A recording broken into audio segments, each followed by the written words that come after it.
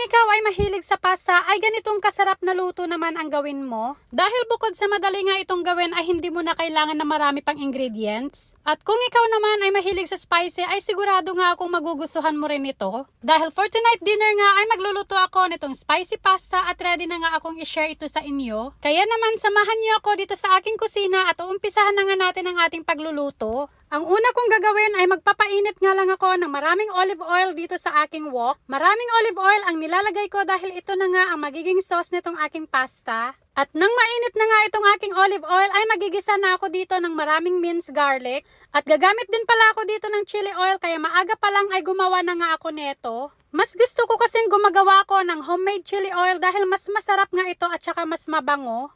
Pagkatapos kong igisa ng mga 30 seconds itong aking chili oil at garlic, ngayon naman ay maglalagay na nga ako dito ng butter. Paghalu-haluin ko lang ito ng mabuti at maglalagay nga rin ako dito ng maraming soy sauce para mas malasa itong aking chili pasta. Malalaking hipon na nakabalat na ang binili namin ni Afam para makasave nga rin kami sa aming time. At nang maging aromatic na nga itong aking garlic, chili oil and butter, ngayon naman ay igigisa ko na nga dito itong aking malalaking hipon. High heat ang ginagamit ko sa pagigisa nitong aking malalaking prawns para nga hindi ito ma-overcook. Igigisa ko lang ito ng mga 30 seconds at ngayon naman ay maglalagay nga ako dito ng paminta. Paghalu-haluin ko lang ito ng mga another 30 seconds bago ko nga ilalagay itong aking chopped na parsley. Ito turned off ko na itong aking wok at ngayon naman ay maglalagay na nga ako dito ng grated parmesan cheese. At heto na nga, nangangamoy na at masarap na itong aking chili prawns na siyang maging sauce dito sa ating chili pasta.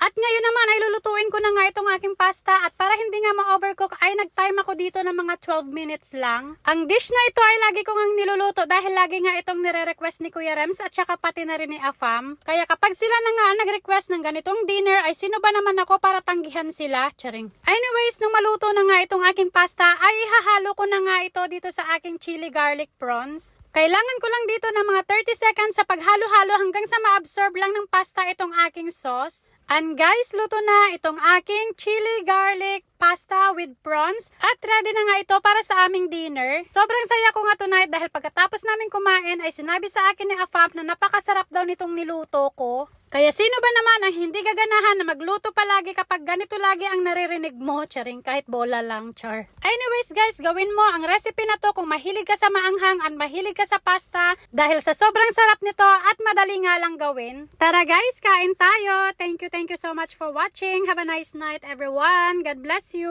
Follow for more videos. Bye! How wonderful